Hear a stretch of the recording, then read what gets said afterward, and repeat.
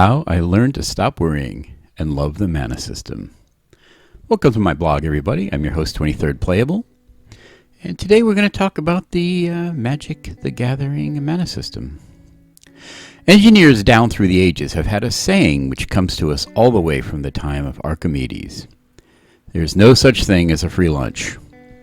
Designs always involve trade-offs. There's no way around it. If you want it to be the fastest, it can't be the biggest. You want it to be the strongest, it can't be the lightest. You want it to be the tallest, it can't be the thinnest. You see this all the time in toasters, buildings, airplanes, and yes, trading card games. Arena is the premier portal into the multiverse of Magic the Gathering, with new players pouring in daily. Some of them have never played a trading card game before. Some have experience from games like Hearthstone. Many people have found Magic's mana system to be troublesome, to say the least. Getting screwed or flooded is frustrating, and it ends games in ways that leave you feeling helpless or like you haven't got a chance to play at all. There's no denying that kind of experience is no fun. To clarify, when I talk about the mana system in Magic here, I'm talking about both about the color pie and how mana sources are distributed throughout your deck, instead of being a separate resource. Hearthstone handles its mana system very differently. In that game, you know exactly how much mana you'll have every turn, and there's no color separation, and there's a maximum total amount of mana which will ever be available to you. Both systems have their benefits and shortcomings. Neither is the correct way to do it. They're both designed to solve different problems. Magic's much maligned mana system is engineered to accomplish several goals, and just as with any other bit of engineering, there's trade-offs involved. But let's take a look at what it's trying to do and how it approaches and accomplishes those goals. The mana system in general is an important tool for controlling the power level of cards. This is something that Magic does share with Hearthstone. If every card was costed the same, then some of the types of cards would be completely irrelevant. Why play a 2/2 creature when you can play a 5/5 for the same cost? You'd also be left with games where either the early game or the late game was largely irrelevant. If every card cost 5, then you'd spend the first 5 turns of the game doing nothing. If every card cost 2, then you'd be quickly top-decking without much impact on the board. Having varying mana costs allows wizards to design cards with more powerful effects while keeping gameplay balance. It makes some cards relevant in the early game and some cards relevant in the late game. So the goal here is to control the power level and maintain balance while making different cards relevant at different points of the game. The trade-off is that sometimes you're going to have cards stuck in your hand which you just can't play because you don't have the mana. The color pie creates mechanical separation between the different colors. If every color had access to every ability or mechanic, then there would be no variation in gameplay or deck construction, but this means that some colors are going to be weak to certain types of effects and gameplay. Red can't deal with enchantments, blue can't kill creatures. The beauty of the system is that you can mix colors together and try and shore up the weaknesses of one of them, or because they'll complement each other well.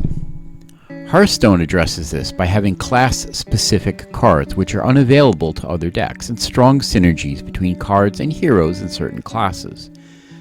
Magic has no such restrictions, with the notable exception of Commander and Brawl formats. If you can generate the colors of mana you need, then you can play any spell that you want. There is a fun challenge here to figure out how to construct a deck which gives you ready access to the mana you need to cast your spells. The color pie also grants a fertile home to the player's creativity. With so much to choose from, strong individualism in deck design is readily available. Magic is a wide open canvas, and players are free to toss buckets of paint across it or sit down with a single bristle brush. The sky is really the limit here. Some people like to play with monocolored decks. Some people play 5-color good stuff. Some people even play colorless decks. Artifact is the secret 6th color of Magic. The objective here is to create diversity in gameplay and open diversity in deck construction, giving players the freedom to play decks which reflect their individual playstyle and preferences. The trade-offs are that sometimes you're going to be color screwed and will be unable to cast spells when you need them, and some colors will be unable to answer certain threats. Some amount of variance is a key element to enjoyable gameplay. For most people, this actually falls across a spectrum. Very spiky players, and to find out what a spiky player is, go check out Mark Rosewater's article on Magic Player Psychographics. There'll be a link in the doobly-doo down below. Some players prefer much less variance. Other players prefer more variance. Generally speaking, a healthy quantity and quality of variance translates directly into a more fun and enjoyable gaming experience. The variance of the mana system accomplishes several objectives for Magic. It increases the variation of gameplay. If every single game played out exactly the same way because you had exactly the same mana in exactly the same order, Magic would grow stale very quickly. This is why some people prefer Limited, which is draft and sealed, or even play Limited exclusively. It is the most diverse format in terms of gameplay. The variance of the card draw and the sequence of when you have your mana available adds diversity from game to game. If each player had exactly the color and quantity of mana they wanted, and when they wanted it, then the games would become more and more predictable and rote. Some matchups wouldn't even be worth playing out because some decks would always beat other decks. I'd like to stress that this is not about getting flooded or screwed. The mana system adds strategic depth and complexity to the in-game decision-making. You can sometimes win or lose based on how you sequence your lands early in the early part of the game. It gives you the opportunity to outplay your opponent, giving you another avenue where skill determines the game's outcome. The variance in Magic, to which the mana system contributes, also adds another important and much maligned aspect to the game. It gives weaker players the opportunity to beat stronger players. This is actually a vital aspect to the continued health of the game. Every game suffers from attrition, that is to say, players leaving the game. It's just a fact of life. If new players don't come into the game, then it will wither and die.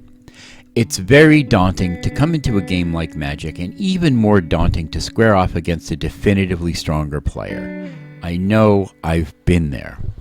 There's always that guy in the shop that's top 8 at every F&M. I've been that guy too. The thrill that the newer or weaker player gets from beating you is infectious. Some of these wins are going to come on the heels of mana problems, and that's okay. It's still an exciting moment for the other person, and it's that enjoyment and excitement that gets them coming back and wanting to play more. There's also another important aspect to newer player development that's not always acknowledged or well understood. Early in their gaming experience, people need a scapegoat for their losses.